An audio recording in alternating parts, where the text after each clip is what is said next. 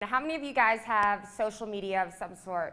Instagram, Facebook, all that stuff. Raise your hand. Don't be shy. Okay, so pretty much everyone here in the room. So I despised social media before I started. Let me just say that. Anywho, remember me saying that, okay? I hated social media. So I am actually a little bit about myself. I am from Texas, but the most southern tip of Texas. How many of you guys have heard of McAllen or the Rio Grande Valley? Okay, so I actually live 7 miles from the Mexican border, and we actually farm on the border and along the river.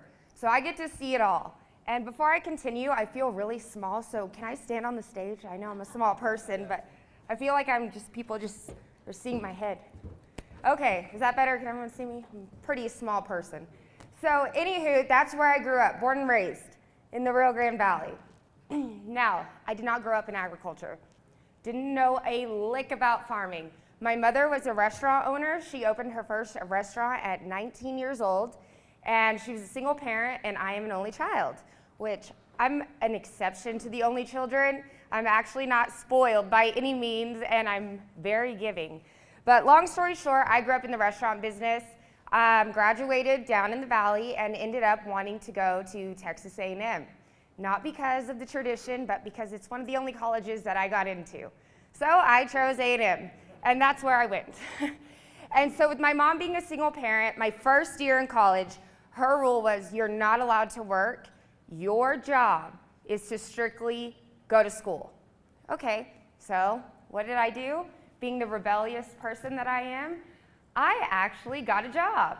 And my first job was at the Outback Steakhouse. How many of you guys have heard of that restaurant, the Outback? Bloomin' Onions. That's right, the Bloomin' Onion was so good, wasn't it? So that's what I did. Me and my roommate decided, my roommate actually looked very, very similar to me. And so everyone thought we were twins. So we walked into the Outback and landed ourselves a waitress job. And one day my mom called me while I was working. And I answered. She found out what I was doing. She drove from the valley to College Station, which at the time took about 8 hours, walked into the Outback the next day when I was working, and made my boss publicly fire me in front of everyone. You talk about being embarrassed. It's a little embarrassing. So I lost my job at the Outback. She then proceeded to take my car away from me. She took the keys and drove back home. And my car sit there in the parking lot.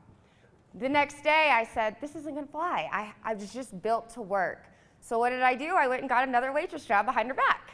And I actually would take the school bus to work, or I would have a friend drop me off. And I actually stayed there at Buffalo Wild Wings for almost 2 years. And my mom called me my sophomore year, the end of it, and she said, hey, Michelle, I lost my restaurant after 27 years. You have two choices. You can either come home, or you can stay up at College Station. But if you stay up in College Station, you're paying for everything. Your rent, your school, all of it. So naturally, I said, okay, that's fine, I'm gonna stay up here. That was what my college years consisted of, was working. I could have cared less about class. How many of us really, I guess, went to class when you went to college? Did anyone really go? Or everyone stay out and party, like you do as a college kid? So basically that's all I cared about was my social life and working to make ends meet. It wasn't even a job because I enjoyed it. It's because I had to pay my bills. And it was at that point that I had a revelation that I love to work. But if you enjoy what you do, you never work a day in your life. Y'all have heard that saying before, right? Okay, so we'll fast forward. Graduated from A&M. I took a victory lap since I was paying for it myself. I thought, heck, why not one more year? Now I'm not so happy about that choice because I'm paying back my loans. But it was a great time nonetheless and a great learning lesson. I originally wanted to be a marine biologist, failed biology, so I switched my plan to become a news broadcaster. I don't like politics, I don't like the hours of a news broadcaster, so I quit and went and sold mobile homes, and I only got paid $100 a week. It was strictly commission-based, and it was the worst job I've ever had in my life. Let me just say that. I would work almost 10 to 12 hours a day for only $100 a week. Shortly quit, had several jobs in between, found myself at a private school doing all their marketing and admissions, all that good stuff. After 3 years, I found myself very, bored. All I was doing was getting online, and at the time, getting on Facebook, because that's all we really had.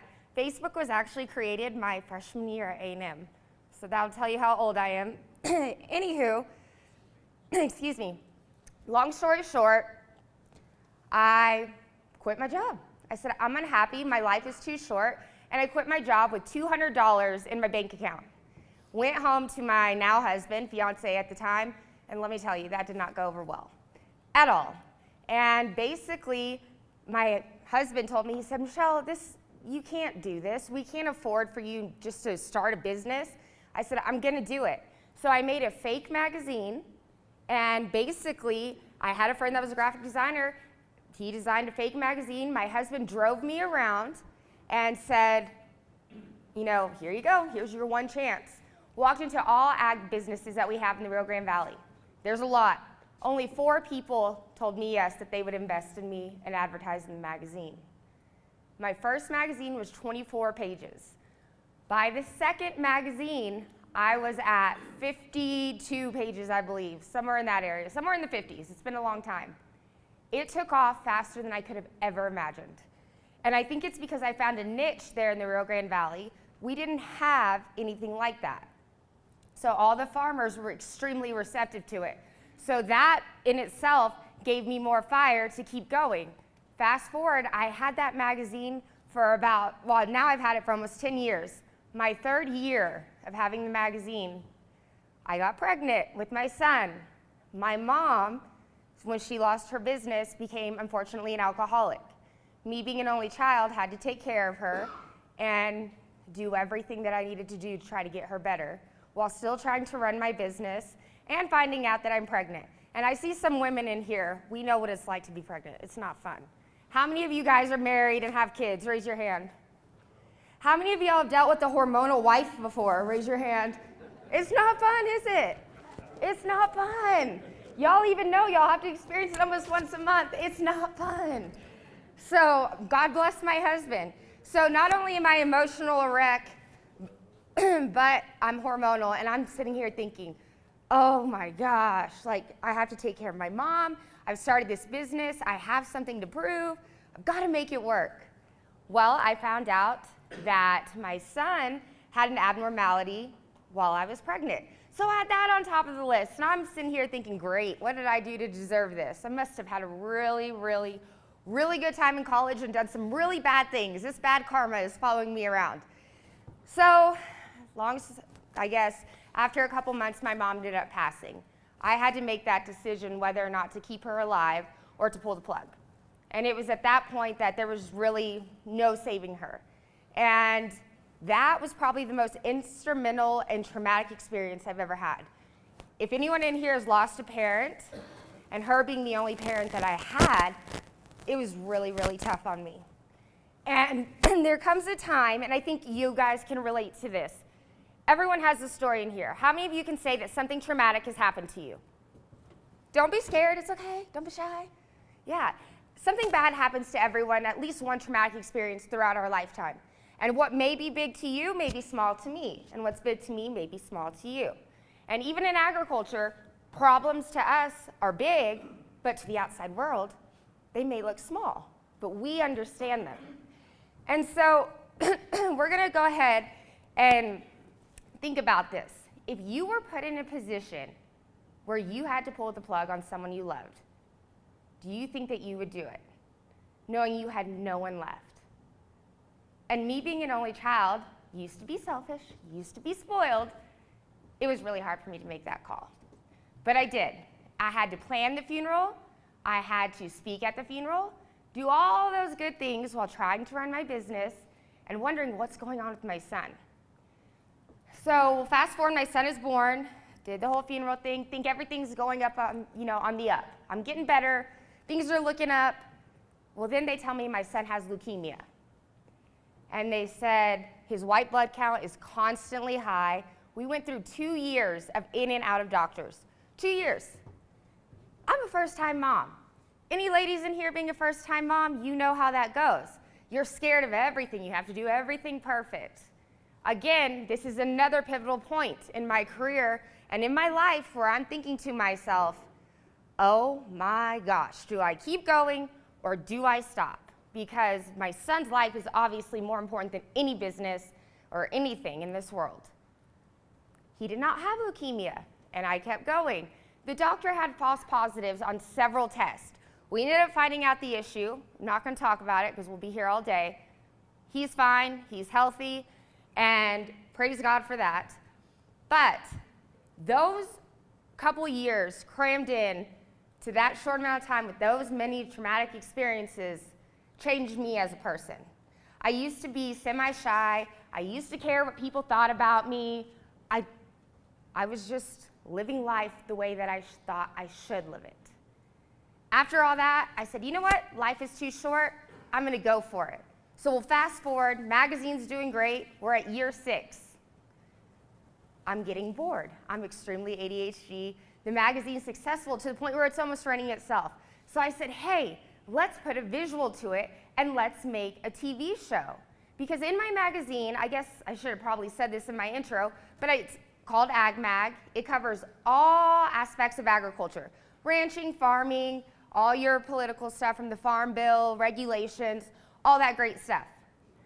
So I said, let's put a visual to it. Well, guess what I did? I put my family in $60,000 worth of debt with this amazing idea that I had. To the point where my husband told me, Michelle, we can't pay our mortgage this month. You've got to stop. And I looked at my husband with a stone cold sober face and said, look at everything that I have been through in the last 4 or 5 years. You really think that money is going to stop me? I will find a way to make it work. Give me a year. Do you think I made it work? I hope so, because I'm standing here on this stage right now. I mean, come on, guys. So I'm going to go ahead and just show y'all real quick a show intro. So if y'all want to play, oh, there it is, up here. So as this is playing, basically the concept of the show is I travel around the United States and I film with farmers, I film with ranchers, I film with ag businesses, and I try to clear misconceptions of agriculture. I try to educate people on how important agriculture can be. That's fine. On the next one, we'll use the sound. So that's just a little clip. That's my show intro. When I first started the show, I had it airing on our local ABC channel at home, and they had me pay almost 10 grand a month to air my content. On top of I had to pay my production team and all this great stuff. So I was spending almost 10 to 15 grand a month on this brilliant idea that I had, put our family in debt. I ended up thinking, during COVID, when COVID hit, how many of y'all can agree with me with this statement? People's attention span went from here to here during COVID. Because we had TikTok and we had all these like short little clips that we're making because we were quarantined, or I wasn't, but I don't know if y'all were. I'm too ADHD, I'm sorry. I can't stay in places very long. Anyways, so it was during that time I said, you know what? Why am I spending all this money? I said, no one's watching TV at 5 a.m. on a Sunday morning. No one's gonna wanna watch my show, and if they are, they're a farmer and they probably already know. So I said, I pulled it from that channel. I said, no, I'm gonna utilize social media. What did I say at the beginning of this speech? I hate social media, or I hated. Let me put the ED on there. Past tense, I hated social media. But my husband actually came in clutch and said, no, start your Instagram, do this, you need to connect with this person, you need to connect with this person, and I did. All I did was network. I spent a lot of money traveling on my own, but I knew it was gonna work. I shortened my length, and now my show will be aired. I guess I can go ahead and make this an official announcement on Wednesday. How many of y'all know the Hefty Brothers? You know the Hefty Brothers? Okay, well, guess whose show is gonna be aired on their Ag PhD channel, or their Green Acres, I believe. So I kept going, this perseverance, and I don't have to pay for them to air it now. So they actually found me through my connections, and basically they're gonna help me get the word out about agriculture. And a lot of times I think, kind of migrating to a new topic here, with social media, a lot of people try to pretend to be someone they're not. I'm not fake. I'll tell you, I went to bed last night at 8:30 in the morning thinking I was going to be ready to go this morning. Really went to my room at 8:30 and I could not sleep. I didn't wake up this morning until 7:20. Could you imagine my surprise when I looked at the time? Did you notice me walk in like right at 8:05? I'm not going to lie. I am who I am. I am a mess. I am ADHD. But I love to have a good time and I love agriculture. Although I didn't grow up in it, I do know the importance of it because I married a farmer. He also sells fertilizer for Helena. Am I allowed to say that? That's not a competitor, right? You're not going to kick me out of here?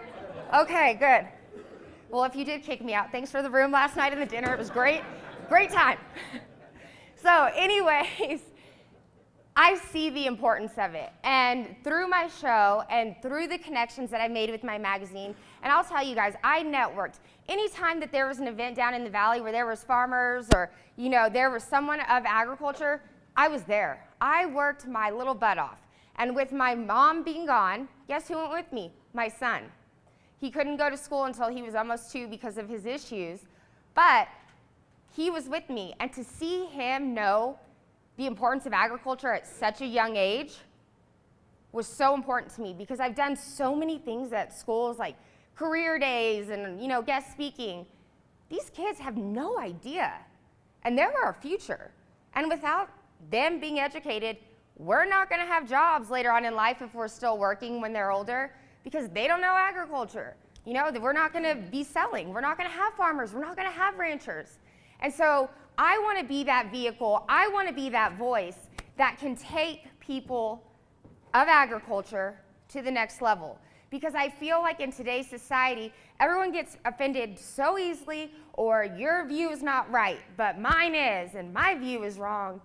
It's just a mess. And I want to be able to take people down that avenue to show them the correct way of agriculture, to show them that the farmer, the rancher, we're not out here to hurt you. You think we want to live our lives trying to kill people? No. I mean, it's common sense. And so to have the opportunity to be able to travel and meet all these people and to hear their stories, because like I said at the beginning of my speech, everyone has, I almost just kicked that in. Oh, it's empty. What is this? Oh, talking about being real, and we have decoys up here. Good Lord. God, making me look like a hypocrite. Anyways, being able to share the story of agriculture, because like I said earlier, everyone has a story. And it may not resonate with everyone that's watching it, but to that one person, it can make a difference. And if I can make 1 or 2 people's opinion of agriculture change, I am a happy and I am a content person.